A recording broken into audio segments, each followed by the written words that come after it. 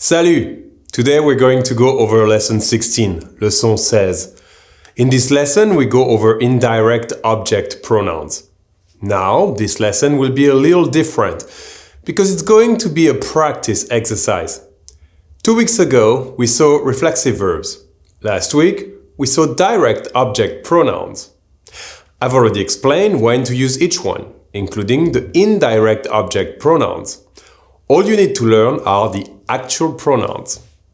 So what I'm going to do is sum up really quickly how they work and then give you a quiz where I will say a sentence using actual objects in English.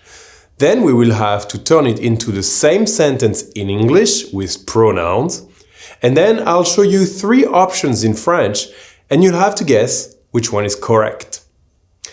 Think of it as a multiple choice test. During this little exercise, you can write down your score, so make sure you tell me in the comment how many points you scored out of 5. Alright, let's sum up the difference between direct objects and indirect objects first. Direct objects are the objects that come directly after your verb.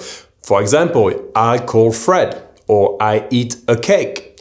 Fred and a cake here are direct objects. It's clearer when I compare it to an indirect object. An indirect object is when the object comes after the preposition to or at and sometimes for. It's usually a person. For example, I say to Fred. Fred here is an indirect object because there's the preposition to in front of it. Sometimes it will be the preposition for, like with the verb to make. For example, I make a cake for Fred. A cake is a direct object and Fred is an indirect object. Alright, now that we're clear on the objects, we need to learn the pronouns that can replace these objects. Pronouns replace a noun, so in the 2 previous sentences, we will need to replace the word Fred with a pronoun. In English, it would be I call him for I call Fred. I eat it for I eat a cake. And I said to him for I said to Fred. Just know that in French they will always come before the verb. And for the direct object you have to use le for a masculine object, la for a feminine object, and L apostrophe in front of verbs starting with a vowel. Also in French all these pronouns are the same except for the third person of the singular and the third person of the plural. This applies as well to our reflexive pronouns we use for reflexive verbs. Reflexive verbs means when the subject and the object are the same, and their infinitive always starts with the word se. If that's not clear, please go back to lesson 13 by clicking right here.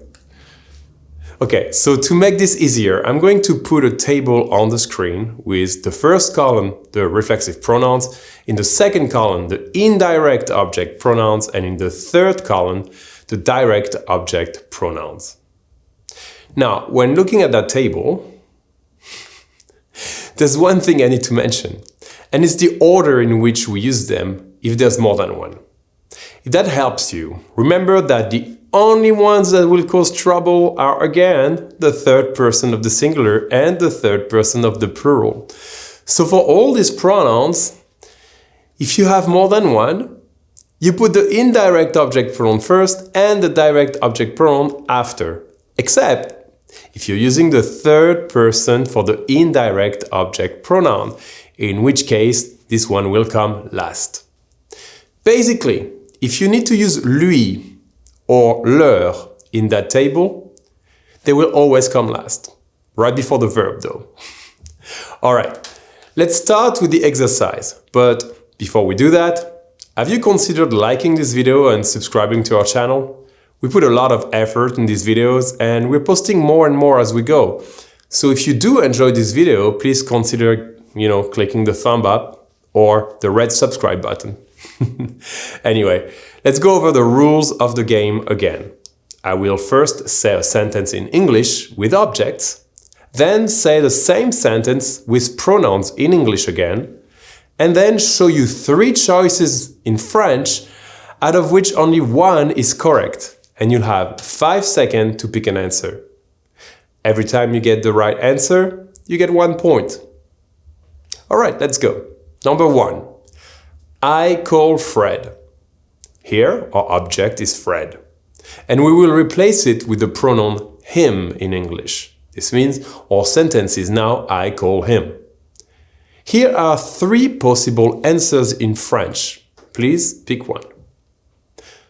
Je l'appelle, je m'appelle, je lui appelle.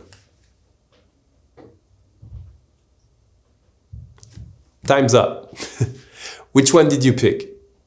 The correct answer here was je l'appelle. Here Fred was a direct object, so the direct object pronoun was le.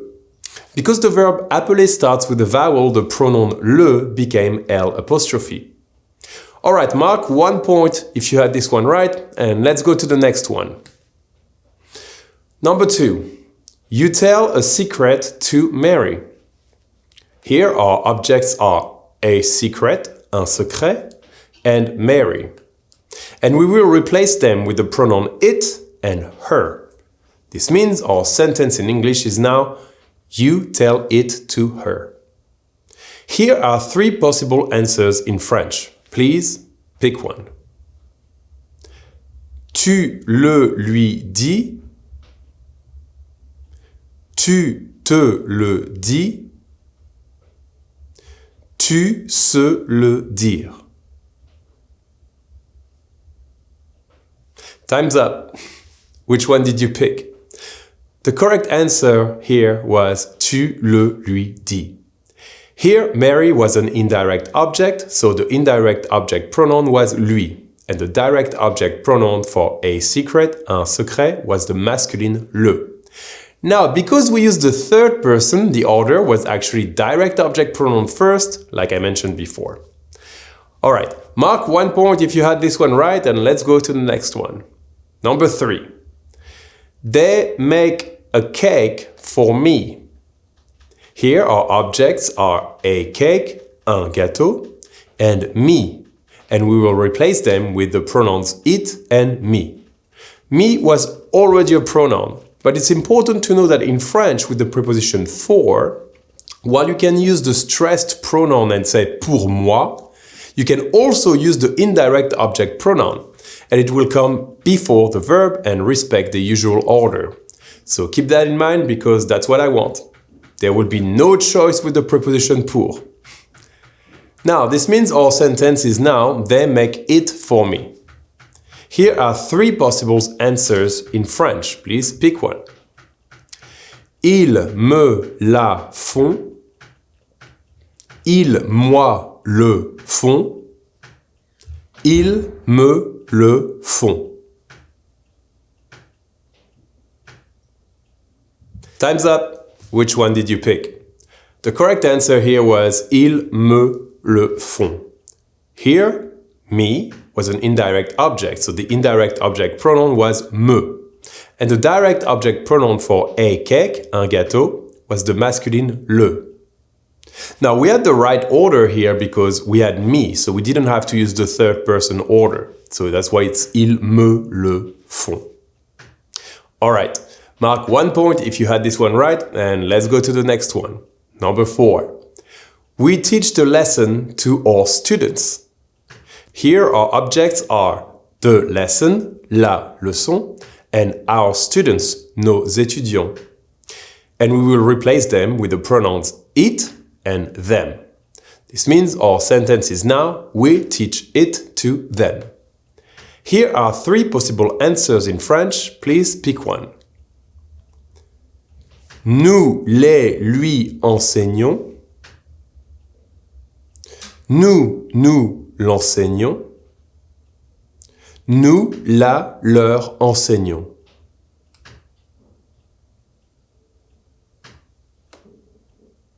Time's up.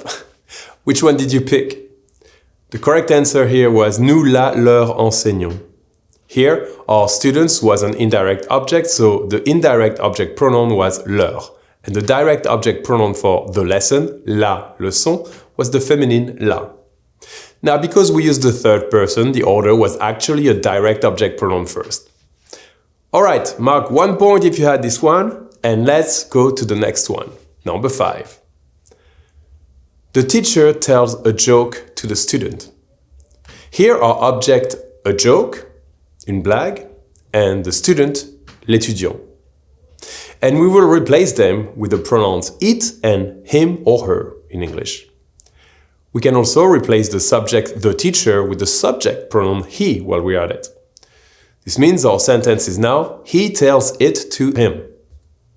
Here are 3 possible answers in French. Please pick one. Il la lui dit. Il le leur dit. Il se le dit.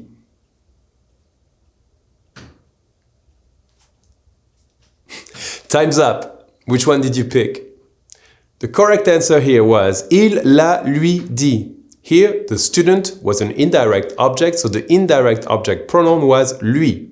And the direct object pronoun for a joke, une blague, was the feminine la. Now, because we used the third person, the order was actually a direct object pronoun first. Alright. How many points did you score? Tell me in the comments.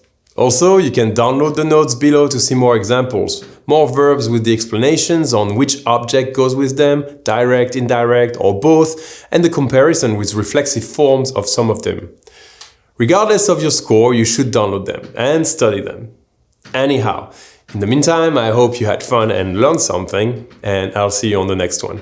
Au revoir!